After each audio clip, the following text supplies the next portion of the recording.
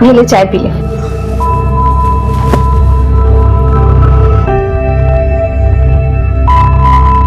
क्या देख रही है? ताई, तेरी पायल तो बहुत अच्छी है। हे, मेरी पायल पर नजर मत डाल। चुपचाप चाय पी ले और पढ़ाई कर। 10वीं की पढ़ाई है तेरी, भूल गई? और पायल का क्या है, मैं तेरे लिए भी ला दूंगी। चाय पी ले। नहीं, मैंने पी लिया, तू पी ले। गप बस, मला माहिती है आज सिर्फ 1 कप चाय का ही दूध बचा था और आई भी सुबह सुबह बिना चाय पिए ही चली गई। अरे पर नहीं, तू आई मत बना, बल्कि अब हम दोनों को ऐसे बनना है कि आई को किसी भी चीज की कमी ना रहे और उसे दूसरों के घरों में ना काम भी ना करना पड़े। शोभा, कहने को तू मुझसे छोटी है और बातें देखो कितनी बड़ी बड़ी कर रही है।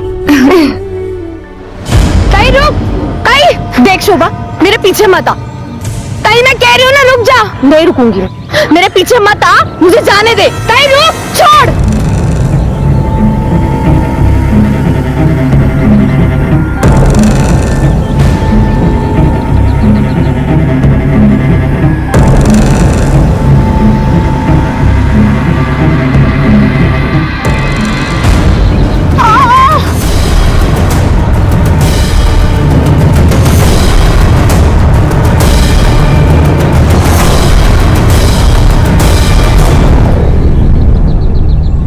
नमस्कार, आदाब।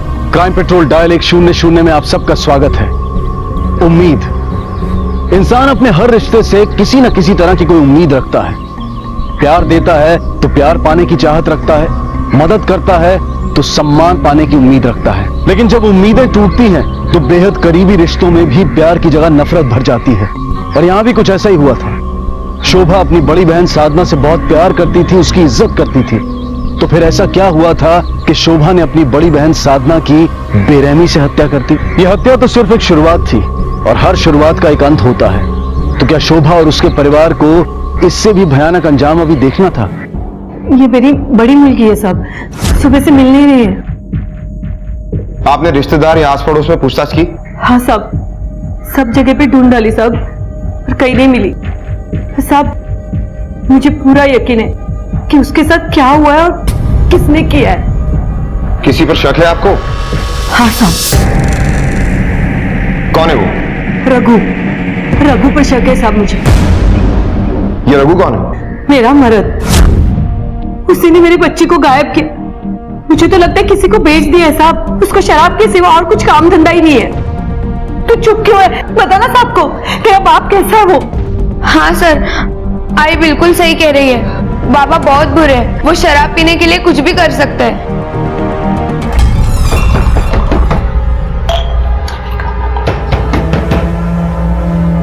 कौन है बे? रघु। बोलो। तुझे लेने आए।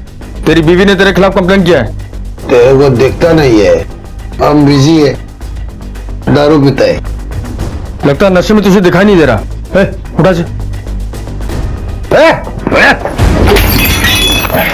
मेरा दारू गिरा दिया रे, दारू गिरा दिया मेरा। ऑन ड्यूटी पुलिस वाले पर हाथ उठाता है। बहुत चर्बी चढ़ गई तुझे, बहुत चर्बी चढ़ी तुझे। चल पुलिस स्टेशन, तेरी चर्बी उतारता हूँ। ले चल देखो किधर ले चल मेरे को। साधना के बारे में रघु के खिलाफ पुलिस को कोई सबूत नहीं मिला, लेकिन ड्यूटी के समय एक पुलिस हवलदार पर हाथ उठाने के जुर्म में रघु को गिरफ्तार कर लिया गया। दूसरी तरफ ममता को यह शक था कि रघु ने ही उसकी बड़ी बेटी साधना को गायब किया है। इसलिए अपनी छोटी बेटी शोभा को अपने पति से बचाने के लिए ममता ने अपना नाला सुपारा वाला घर छोड़ दिया और मीरा रोड आ गई। लेकिन मुंबई शहर में बिना पैसे के सर पर छत मिलना आसान नहीं है। मजबूरी में ममता एक पाइप में अपनी बेटी के साथ रहने लगी और एक बिल्डिंग में सफाई का काम शुरू कर दिया। अपनी बेटी शोभा का उसने एक सरकारी स्कूल में 10वीं क्लास में एडमिशन भी करा दिया। शोभा, जो खुद एक पेशेवर अपराधी नहीं थी, अपनी बहन की हत्या के बाद हर पल एक गिल्ट में जीने लगी।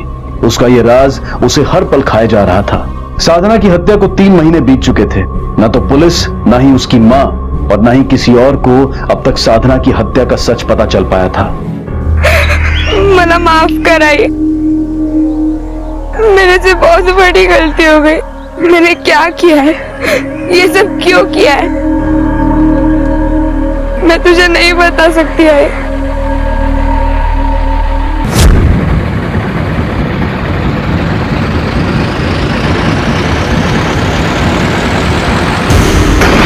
क्या कर रही है तू? हाँ, ध्यान कहाँ है तेरा? अरे अगर मैं अभी हाथ पकड़ के खींच रही तो क्या हो जाता पता है तुझे? और स्कूल नहीं जाना है तुझे? हाँ, सिर्फ 10वीं की परीक्षा का आखिरी दिन है ना? हाँ, स्कूल नहीं जाना है तुझे? क्या हुआ बेटा? क्या बात है? आई, मेरे को दाई की बहुत याद आ रही है।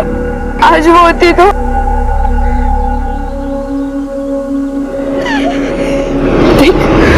तू रो मत, टेंशन मत ले। मुझे ना पूरा यकीन है कि एक ना एक दिन साधना वापस लौटेगी। बाहर आ और इसकी मदद कर जरा। सूरज सर पे निकल आया, अभी तक गुब्बारे बेचने नहीं गई। अरे कब जाएगी यशोदा? तू कब मेरी बात मानेगी? तेरी ये बच्चों की उम्र स्कूल में जाके पढ़ाई करने की है, ना कि ये सब काम करने की। अरे ममता ताई, तुम कब समझोगी? जब पैसे की लत लग जाती है ना, तो दिमाग में पढ़ाई नहीं घुसती। और मेरी बेटियों को ये लत लग गई है। आई, ये पैसे की लत ना तूने ही लगवाई है। ज्यादा दिमाग में चला, समझी ना? इस कढ़ाई में तल दूंगी मैं तुझे अभी। यशोदा, मैं जो भी कर रही हूँ सही कर रही हूँ, सोच समझ के कर रही हूँ। और वैसे भी इस गधे जैसे दिमाग से फुग्गा ही फूलेगा, शोभा जैसी पढ़ाई नहीं। तू नहीं मानेगी ना मेरी बात?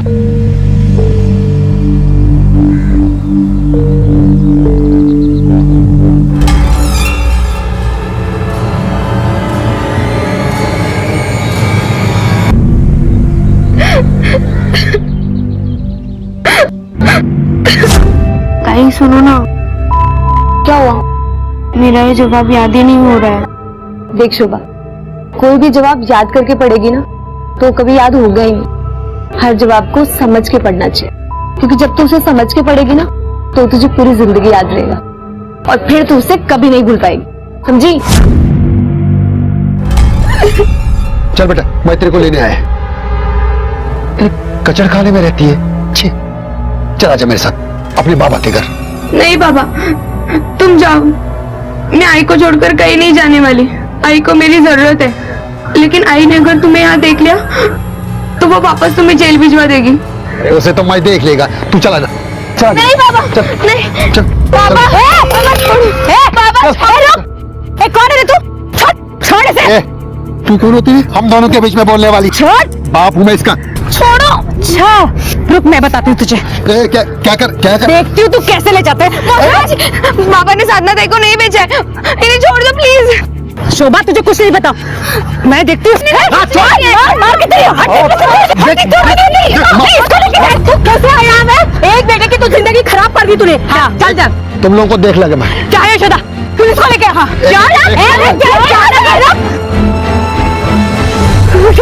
तो ठीक है ना? चल बेटा, हम लोग यहाँ नहीं रहेंगे अभी। अरे ममता, सुन, नहीं सुनूंगी मैं निकल जाऊंगी यहाँ से।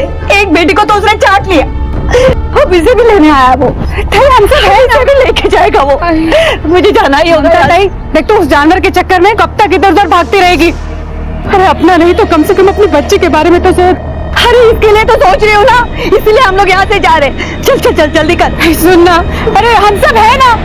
ये ले तेरी गठरी।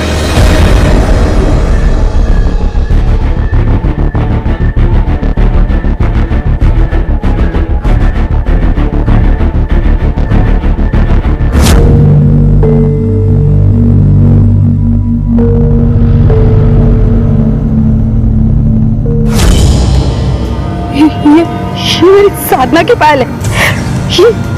ये मेरी साधना हमेशा पहनी रहती थी। ये तेरे पास कैसे आई? बोल। आई, मुझे घर में मिली तो मैंने उसे उठा के अपने पास रख लिया। साधना ताई की आखिरी निशानी समझ गई।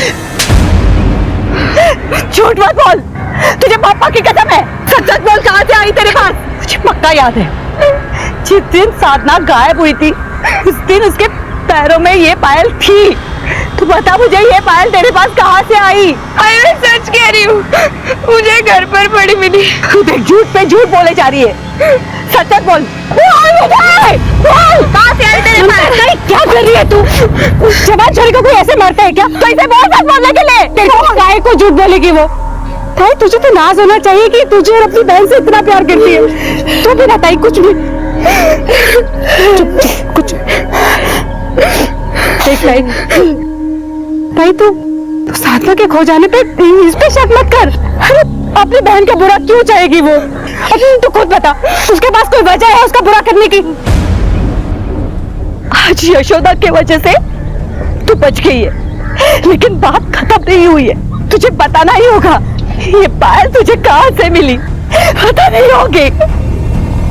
शोभा को भी इस बात का एहसास हो गया था कि उसने अपनी बहन की हत्या करके न सिर्फ एक भयानक अपराध किया है, बल्कि कई उम्मीदों की भी हत्या की है। लेकिन अब तक यह साफ नहीं हो पाया था कि शोभा ने अपनी बहन की हत्या क्यों की। इधर शोभा के पिता जेल से वापस आने के बाद फिर से अपने परिवार को पाने की उम्मीद में थे, लेकिन शोभा की मां सिर्फ और सिर्फ अपनी बेटी के अच्छे भविष्य के सपने देख रही थी। वो ये मानती थी कि रघु ने ही उसकी बड़ी बेटी साधना को गायब किया है, इसलिए वो हर हाल में अपनी छोटी बेटी शोभा को रघु से बचाए रखना चाहती थी। रिश्तों की उम्मीदें, उनके गिल्ट और उम्मीदों का टूटना आखिर इन रिश्तों को किस भयानक मोड़ पर ले जाने वाला था।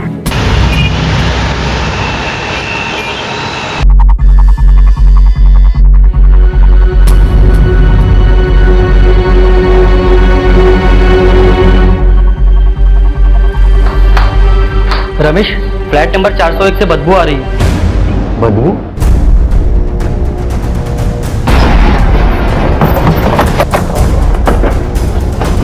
आइए सर, ऊपर। इसी फ्लैट से बदबू आ रही है सर। ओनर का इन्फॉर्म किया? नहीं साहब, इस फ्लैट के ओनर तो 1 साल से दुबई में रहते हैं। हाँ, लेकिन यहाँ काम करने वाली शांता बाई के पास चाबी रहती है, वो अभी आ ही रही होंगी। Sir, by. चाबी?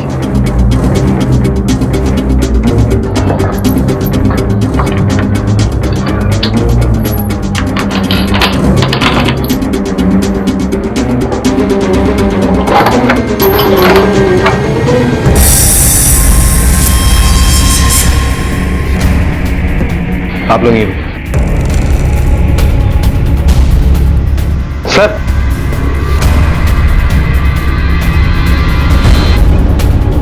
अंदर सर्च करो जरा। सर, चोट सामने की तरफ से है, मतलब हमला भी सामने की तरफ से हुआ होगा।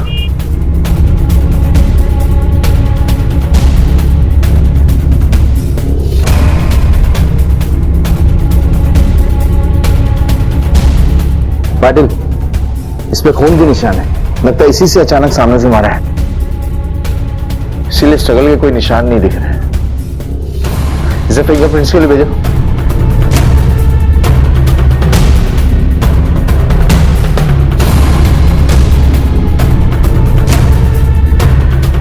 सुनील सर, चाबी चेक करो, इसी फ्लैट की है क्या? सर, बॉडी की हालत देख के लग रहा है कि ये मर्डर 3-4 दिन पहले हुआ है और मारने वाले ने पूरी प्लानिंग से मर्डर किया है, इसलिए वो आसानी से यहां से भागकर निकल गया। सर, चाबी इसी फ्लैट की। मेड को बुलाओ, जल्दी से फॉरेंसिक टीम को भेज दो। मेड, आखिरी बार कब आई थी यहाँ? मैं हर सोमवार के सोमवार यहाँ आती है साहब, लेकिन इस सोमवार नहीं आई थी। इसको पहचानती हो? साहब, ये ममता है, ममता जाता हूँ।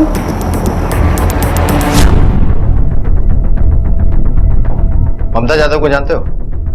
हाँ साहब, ममता तो पिछले 5-6 महीने से सोसाइटी में कचरा साफ करना, झाड़ू लगाना, ये सब काम करती है। बिल्डिंग में साफ सफाई करने वाली इस फ्लैट में क्या कर रही थी? वो तो नहीं पता साहब। सर, कभी कभी लोग खाना देने और पुराने कपड़े देने के लिए बुला लेते हैं, शायद किसी ने बुला लिया होगा। 4 दिन पहले मैंने देखा था उसे जाते हुए। आप कौन? मैं यहाँ का सेक्रेटरी। पिछले 4-5 दिन से वो यहाँ नहीं आई ना? आपने फोन करके पूछा क्यों नहीं आई? सर, मुझे लगा कि कहीं ज्यादा पैसे वाला काम मिल गया होगा, इसके लिए वो नहीं आ रही होगी। आपके बिल्डिंग का सीसीटीवी फुटेज देखना, सारे कैमरास काम कर रहे हैं? जी सर। 401 नंबर फ्लैट की चाबी तो हमारे पास थी, वहाँ कोई रहता भी नहीं है। तो ममता क्या कर रही थी वहाँ, कैसे पहुंची? साहब, मुझे कुछ नहीं पता साहब। वो फ्लैट 401 की मेम साहब दुबई जाने से पहले उसने मेरे को चाबी दी थी, ताकि कभी कभार जाके मैं सफाई कर दूं। तुमने ममता को कभी चाबी दी थी? क्योंकि उसके पास जो चाबी मिली है वो इसी फ्लैट की है। नहीं साहब, ममता के मैंने आज तक कभी किसी को उस फ्लैट की चाबी नहीं दी। ओनर का नंबर है? हाँ साहब। पाटिल, इससे नंबर लेकर ओनर को फोन करो, उसे इन्फॉर्म करो कि फ्लैट में एक डेड बॉडी मिली है, और ये भी पूछना कि इस फ्लैट की चाबी किस किस के पास है। ओके सर, नंबर बताओ।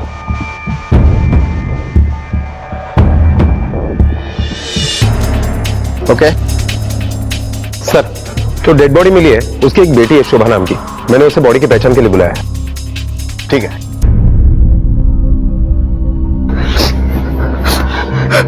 मौसी, मैं अंदर नहीं जाऊंगी। वो मेरी आई नहीं हो सकती। वो मेरी आई नहीं हो सकती। मेरी आई जिंदा है, वो मर नहीं सकती। संभाल खुद को। मेरी आई नहीं मर सकती। चल नहीं मौसी, मैं नहीं आऊंगी। मौसी नहीं आऊंगी मैं। मौसी नहीं।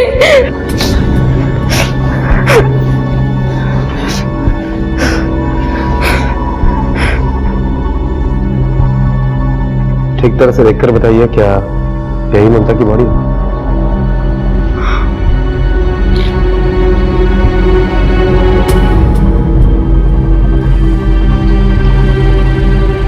हाँ साहब, शोभा की आई ममता दाई है।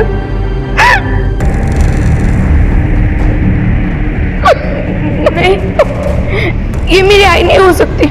मेरी आई जिंदा है। साहब, अभी 4 दिन पहले ही ममता ताई के गुमशुदा होने की रिपोर्ट लिखाई थी साहब। क्या उसके पास कोई मोबाइल था? नहीं साहब, वो जो भी कमाती थी अपनी बेटी पे खर्च कर देती थी। क्या ममता ने कभी बताया था कि उसे आशियाना बिल्डिंग के फ्लैट नंबर 401 में किसी ने बुलाया था? नहीं साहब, पर साहब वो उस बिल्डिंग में कचरा उठाने का और सोसाइटी में झाड़ू लगाने का काम करती थी।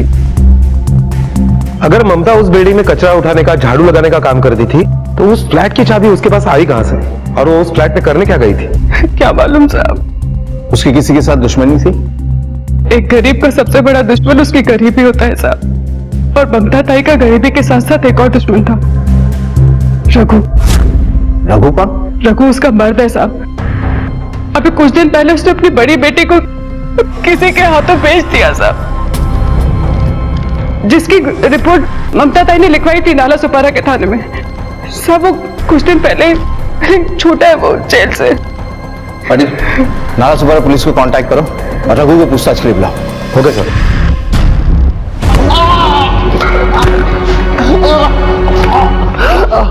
बोल, क्यों मारा तूने ममता को? हा?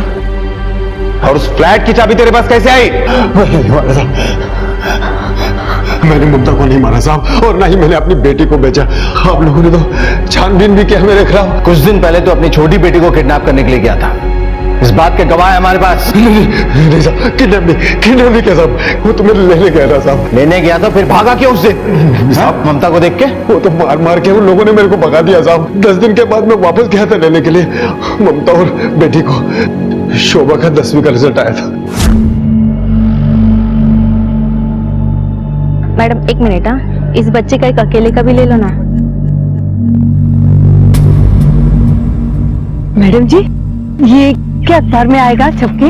कल के ही अखबार में छपेगा। अच्छा। और मैडम जी, वो इससे इन लोगों का क्या फायदा होगा? तुम लोग कुछ पैसे वैसे देके जाओ ना। अरे देखना, जब लोगों को पता चलेगा कि एक पाइपलाइन में रहने वाली लड़की 10वीं में 77% लेके आई है, तो लोग खुद ब खुद मदद करने चले आएंगे। 2 साल पहले भी ऐसी ही एक झोपड़पट्टी में रहने वाली लड़की जिसने बहुत अच्छे नंबरों से पास हुई थी, उसे भी लोगों ने तकरीबन 15 लाख तक मदद की थी। चलो हम निकलते हैं। नमस्ते।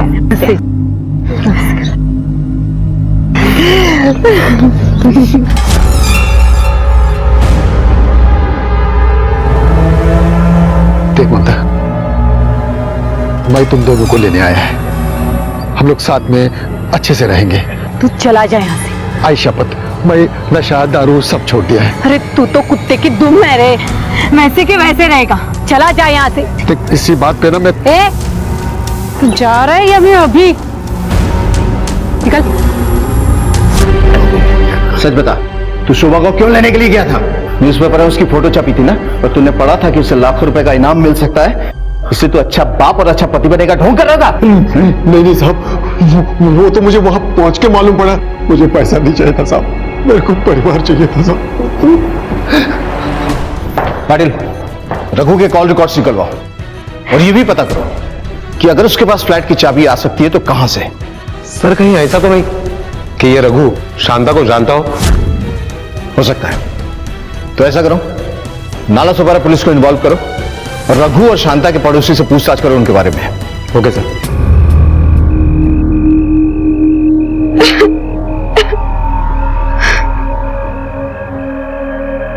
अरे मेरी परियों, तुम दोनों की जिंदगी बनाने में मेरी जान भी चली जाए ना तो खुशी से मर जाऊंगी मैं। आई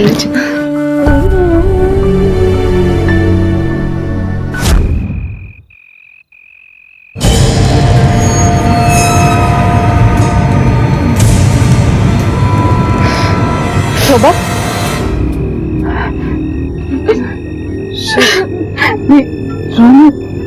मौसी, मेरी ताई चली गई, आई भी चली गई, मैं बिल्कुल अकेली हो गई मौसी।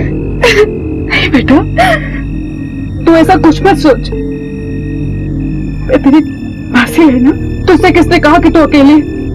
पहले मेरी 2 बेटियां थी, अब मेरी 3 बेटियां हैं। तो फिक्र मत कर, हम सब साथ में रहेंगे, ठीक है? चुप हो जा।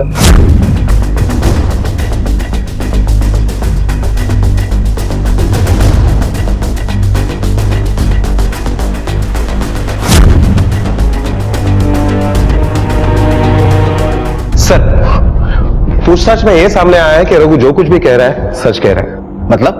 मतलब सर, रघु के ऊपर अपनी बेटी साधना को गायब करने का जो आरोप लगाया गया था उसमें उसके खिलाफ कुछ भी सबूत नहीं मिले हैं और ना ही अब तक साधना मिली है। शांताबाई और रघु का कोई कनेक्शन मिला? नहीं सर, शांताबाई और रघु के बीच में कोई कनेक्शन नहीं है।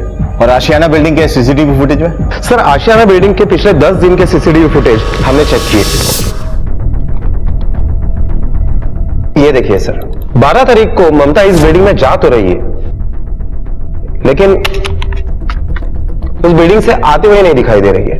मतलब मर्डर 12 तारीख को ही हुआ है? हाँ सर, और रघु भी इस बिल्डिंग में आते जाते हुए नहीं दिखाई दे रहा है।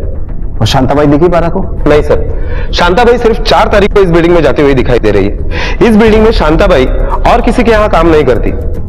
सर एक बात है, शांताबाई के पास चाबी है लेकिन ममता को मारने का मोटिव नहीं है, और रघु के पास मोटिव है लेकिन इस फ्लैट की चाबी नहीं है। कॉम्प्लिकेटेड। ओनर से बात हुई? हाँ सर, ओनर ने और एक बात बताई, ये घर ओनर बेचना चाहता है और इसीलिए किसी गणेश आहिरे नाम के एस्टेट एजेंट के पास उसने चाबी देकर रखी है। गणेश आहिरे? सर, ममता की पोस्टमार्टम रिपोर्ट आ गई। क्या है उसमें? सर, पोस्टमार्टम रिपोर्ट के हिसाब से 4 दिन पहले 12 तारीख को 1 से 2 के बीच में मर्डर हुआ है। मतलब 12 तारीख तो कंफर्म है। चल बेटा मेरे साथ, मैं तेरे को लेने आया हूं। देख, मेरे होते हुए तू अनाथों की तरह रहेगी, मेरे से नहीं देखा जाएगा। तेरे जैसे बाप होने से अच्छा है कि अनाथों की तरह जिए। और मैं जिंदा है अभी, आई बन के पालेगी मेरे से। नहीं मौसी, वैसे भी तेरे बहुत एहसान है मुझ पे। बाबा सही कह रहे हैं, मुझे जाना ही होगा। अरे जालिम, तेरी बहन की तरह बेच देगा तुझे या ममता ताई की तरह मार डालेगा? तू पागल हो गई है क्या? नहीं मौसी, तेरे को लगता है उतने बुरे नहीं है बाबा। हाँ, तू आई, अगर शोभा ताई अपने बाबा के साथ जाना चाहती है तो उसे जाने देना। तेरी दोनों बेटियां हैं ना तेरे साथ। जा, जा बेटा, अपना सामान बांध ले। सर, आशियाना के फ्लैट नंबर 401 के ओनर दुबई में रहते हैं सर, लेकिन वो घर बेचना चाहते हैं सर, इसलिए उसकी एक चाबी उन्होंने हमें दे रखी है। तुमने इस फ्लैट की चाबी किन किन लोगों को दे रखी है? सर, हमारी जान पहचान के काफी एजेंट है। अब वो कभी कभी पार्टी लेके आते हैं सर, इसलिए उनको फ्लैट दिखाने के लिए हम एक चाबी दे देते हैं, लेकिन सर वो वापस भी लौटा देते हैं। तुमने इस फ्लैट की चाबी जिन जिन लोगों को दी थी उन सारे लोगों के डिटेल्स हमें चाहिए। हाँ ठीक है सर, मैं अपने साथ काम कर रहे लड़कों से पूछ के आपको डिटेल दे देता हूँ सर।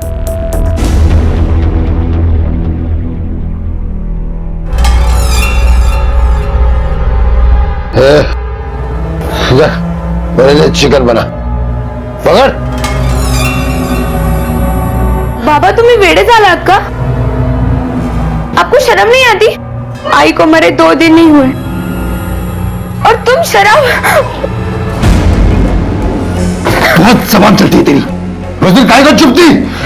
हाँ? जब तेरी आई ने पुलिस वालों के सामने मेरे पे झूठा आरोप लगाया कि मैंने तेरी बहन को बेचा है, तू तो जानती है अपनी आई के जैसे मत बन, नहीं तो मेरे से बुरा आदमी कोई नहीं होगा।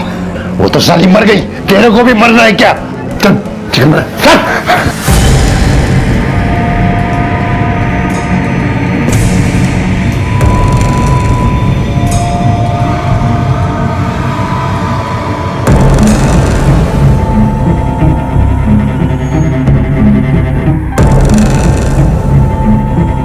बाबा छोड़ूंगी नहीं मैं तुम्हें। आसपास के एरिया में जितने भी चाबी बनाने वाले हैं सबसे पूछताछ करो। ममता को जो लोग जानते थे, रघु, यशोदा और शांता, उनकी तस्वीर भी लेके जाओ। चाबी बनाने वाले को दिखाओ और पूछो कि पिछले कुछ दिनों में इन लोगों में से किसी ने भी चाबी बनाई है।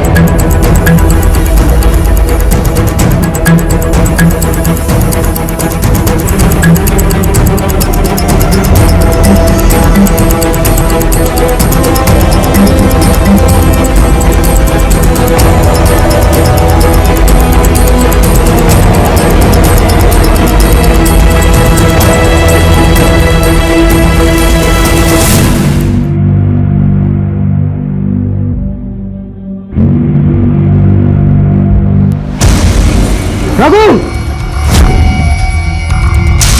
क्या हुआ? कौन है?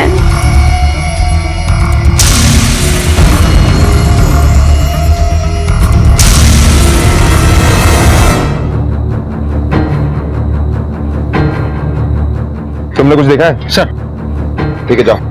सर शराब का एक ही गिलास है, मतलब वो अकेला ही घर पे शराब पी रहा था, उसी टाइम उसे मारा गया। और सर उसके पेट पर किसी धारदार हथियार से वार किया गया है। एक बात और सर, जिस पड़ोसी ने लाश को पहली बार देखा उसने बताया कि सुबह उसकी बेटी घर पे ही थी। कहाँ है वो? बेटा, बाहर के कमरे में तुम्हारे पिता का खून हुआ और तुम आराम से अंदर सोती रही। तुमने ना कुछ देखा ना कुछ सुना, है ना?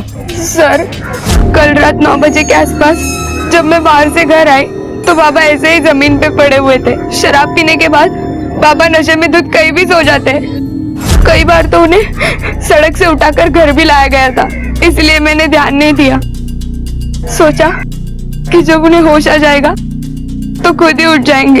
अच्छा बेटा, ये बताओ, जब रात को तुम वापस आई और तुमने लाइट ऑन की तब भी तुम्हें यहाँ खून नहीं दिखा? हमारे घर में बिजली नहीं है सर। बाबा के जेल जाने के बाद हम ये घर छोड़कर चले गए थे। काफी टाइम से बिजली का बिल नहीं भरा, इसलिए बिजली कट गई। अगर तुम्हारी कोई भी बात झूठी निकली तो हमारा शक यकीन में बदल जाएगा। पाटिल, सब पता करो इसकी बातों में कितनी सच्चाई है और रघु की बॉडी पोस्टमार्टम के लिए भेजो। ये लड़की शोभा रात में कब घर आई थी? नहीं देखा रात में कब घर आई थी। हाँ, बाहर जाते हुए जरूर देखा था। वो शाम को बाहर गई थी। मैडम, शोभा करीब 9 बजे तक घर आई थी। मैं पानी लेने बाहर निकली थी, तभी देखा था उसको। साधना की हत्या के बारे में अब तक पुलिस को कुछ पता नहीं चला था और उसकी आई ममता यादव का मर्डर केस भी अभी सॉल्व नहीं हुआ था और अब उसके बाद रघु की भी हत्या हो चुकी थी। शोभा के परिवार के 3 लोग अब तक अपराध का शिकार हो चुके थे और अपनी बहन की हत्या करके शोभा खुद एक अपराधी बन चुकी थी और अब तक अपने आप को पुलिस से बचाने में भी कामयाब रही थी। लेकिन रघु की हत्या के बाद शोभा अकेली पड़ गई थी और ऐसे में उसे यशोदा का सहारा मिला और शोभा यशोदा को अपने साथ रहने के लिए ले आई। तेरे कहने पे हम यहाँ आ तो गए रहने के लिए, पर तुझे भी मेरी एक बात माननी होगी। कौन सी बात मौसी? वो ये कि अब से तू घर का कोई काम नहीं करेगी, सिर्फ पढ़ाई करेगी और इसकी जिम्मेदारी मेरी, ठीक है? ठीक है। मैं तेरे लिए दूध लेके आती हूँ। अरे मौसी, अरे गैस पे रखा है, गर्म कर दे, रुक।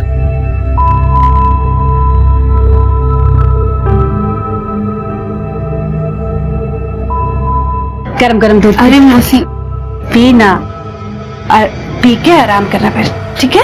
आई, तूने हमें तो कभी इतना प्यार से दूध नहीं दिया। हम तो चाय पिलाने को भी कहते हैं तो हमें 10 बातें सुनाती है और अब इसे देख कितना प्यार दे रही है।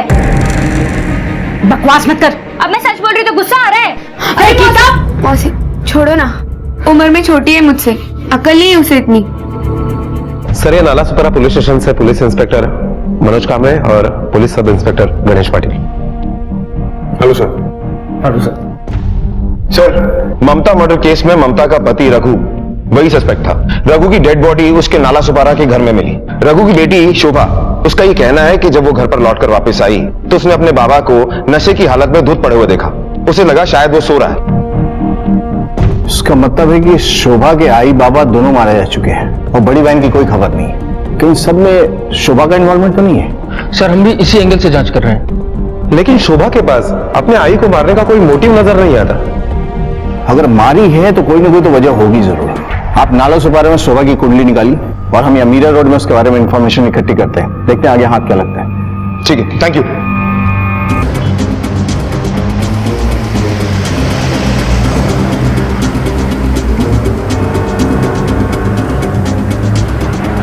रिकॉर्ड मैडम, बच्चों को लेके आओ। हाँ सर।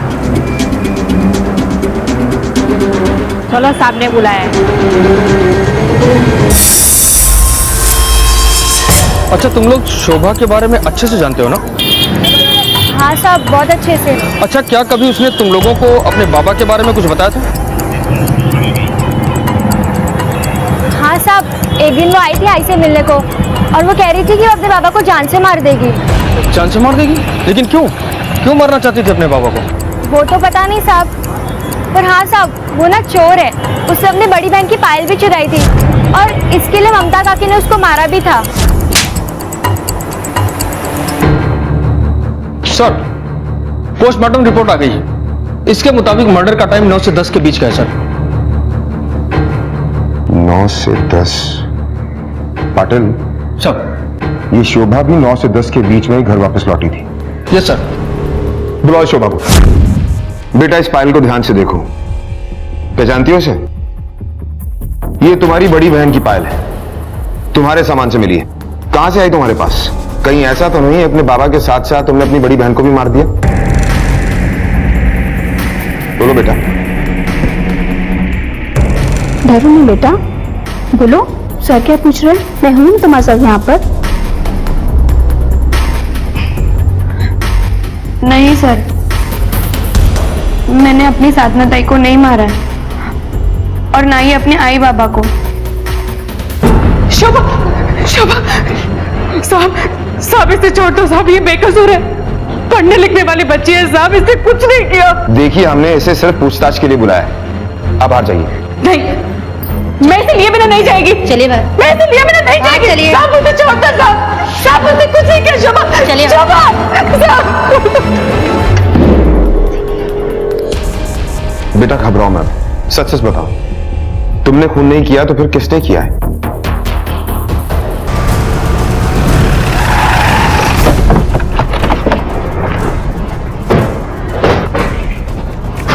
क्यों रमेश?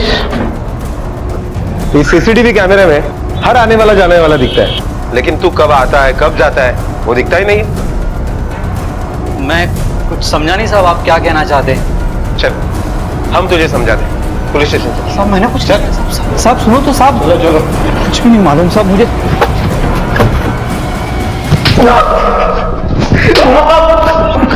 बता। मैं सच बोल रहा हूँ साहब। यही था वो? हाँ साहब, यही था वो। ले जाओ सर। अगर अब भी तूने सच नहीं बोला तो अगले आधे घंटे तक सिर्फ तेरी कुटाई होगी, कोई सवाल नहीं पूछा जाएगा। मैं बताता हूँ साहब, मैंने ममता के मर्डर से 10 दिन पहले इस चाबी वाले को बुलाया था और उस फ्लैट का चाबी बनवाया था साहब। इसका चाबी बनाना है, बन जाएगा। अरे चेकिंग वेकिंग करना है, देखना है अंदर पानी तो लीक नहीं कर रहा है। भाई, इसका मालिक कौन है? किसका घर है ये? कुछ तो बताओ मेरे को। अरे घर का मालिक गया दुबई छोड़ छाड़ के। भाई, वो मेरे को कुछ लेना देना नहीं है, मैं काम करने को आया इधर। देख भाई, इस लॉक का सीधे चाबी बनाने का 300 रुपए लगेगा। ठीक है, इसमें 50 रुपए हमारा कमीशन होगा। मतलब ममता को मारने की बहुत लंबी प्लानिंग थी तेरी, हैं? प्रॉब्लम क्या थी तुझे उससे? साहब मुझे नहीं, उसे प्रॉब्लम थी।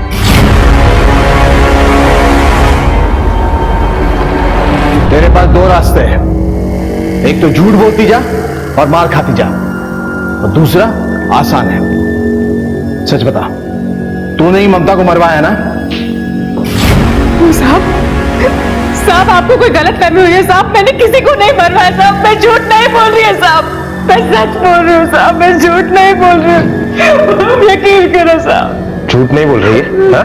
लेकिन इसने हमें सब कुछ सच बता दिया है कि तूने और इसने मिलकर ममता की हत्या की। अब बता, सच बोल।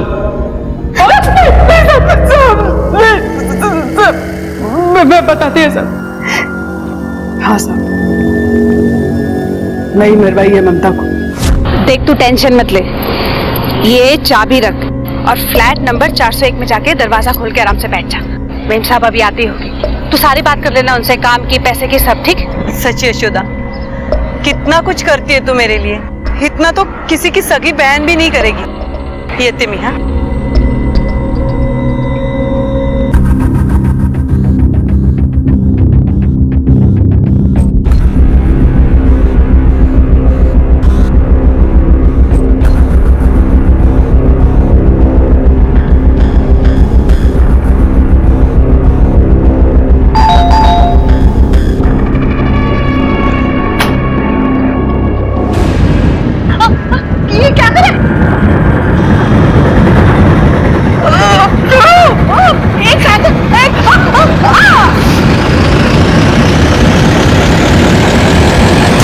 मेरे को मालूम पड़ गया था कि शोभा का 10वीं पास होने के बाद उसे बहुत सारा इनाम मिलने वाला है, और अगर वो मेरे साथ रहेगी साहब तो वो सारा इनाम मुझे ही मिलेगा ना साहब।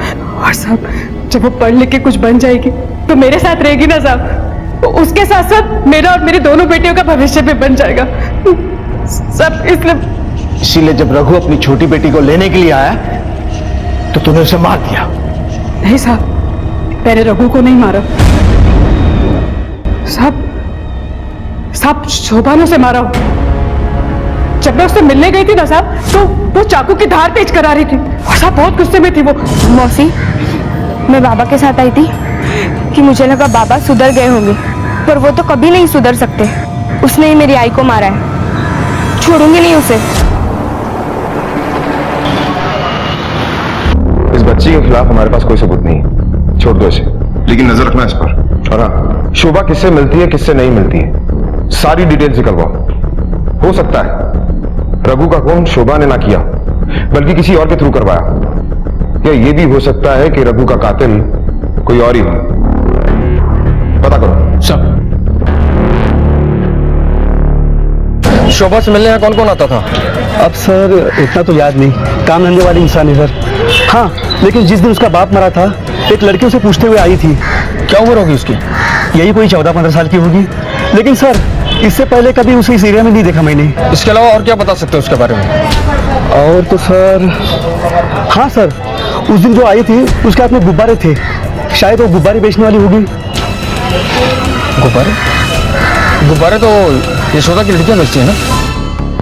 देखो, झूठ बोलने से अब कोई फायदा नहीं है, हमारे पास गवाह हैं। जब रघु का मर्डर हुआ उस दिन उन्होंने तुम्हें उसके घर आते जाते देखा था। बताओ क्यों मारा रघु को?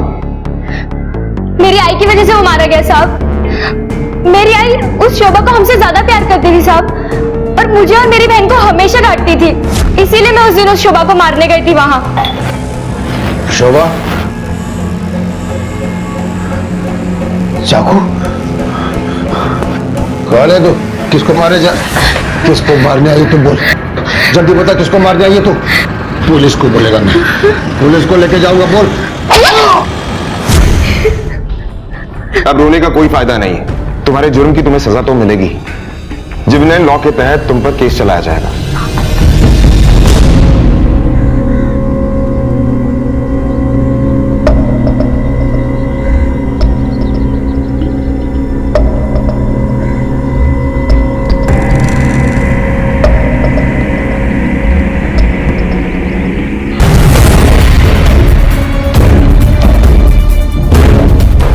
सर, बॉडी पूरी तरह से सड़ चुकी है, पहचान में नहीं आ रही है। इसके कुछ गहने मिले, पर सर एक अजीब बात है, इसके पैर में सिर्फ एक ही पायल मिले।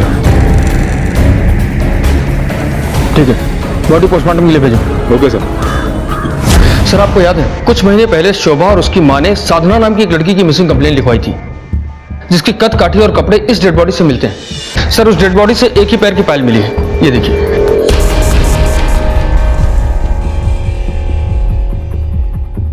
पाटिल सर, शोभा को बॉडी की शिनाख्त के लिए बुलाओ। Okay sir.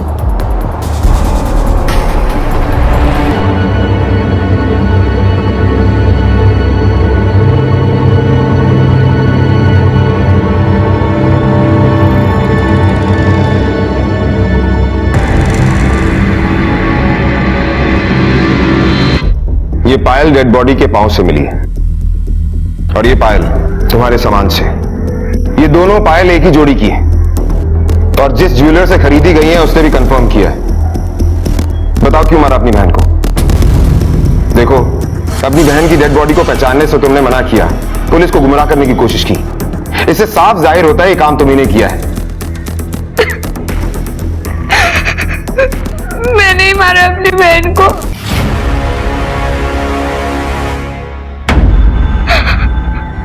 आई ने हम दोनों बहनों को हमेशा बहुत प्यार किया। वो दिन रात सिर्फ इसलिए मेहनत करती थी ताकि हम दोनों बहनें पढ़ लिख के कुछ बन सके।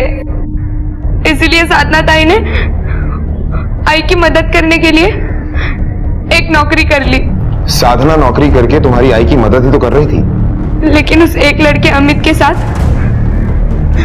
उसकी वहां दोस्ती हो गई और वो उस लड़के के साथ भागने वाली थी। ताई रुक, ताई देख ताई, मैंने तेरी और उस अमित की सारी बातें सुन ली है। तू उसके साथ भागने की तैयारी कर रही है? ऐसा मत कर ताई। देख शोभा, मैं ऐसे घुट घुट के नहीं जी सकती, मेरी भी अपनी जिंदगी है। लेकिन अगर तू चली जाएगी तो आई मर जाएगी। और तुझे याद है ना, हम दोनों ने आई को एक अच्छी जिंदगी देने का फैसला किया है। हाँ याद है, लेकिन अपनी जिंदगी की कीमत पर नहीं। मुझे रोकने की कोशिश मत कर, मैं जा रही हूँ अमित के पास। ताई आई को धोखा दे रही थी सर, वो अपनी जिम्मेदारी से भाग रही थी। मुझसे देखा नहीं गया और मैंने साधना ताई को मार डाला।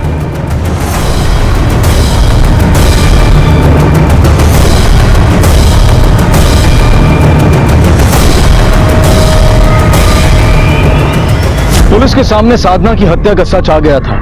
शोभा की उम्र 18 साल से कम थी, इसलिए उसे बाल सुधार गृह में भेज दिया गया। अपनी बहन से उसकी उम्मीदें गलत नहीं थी।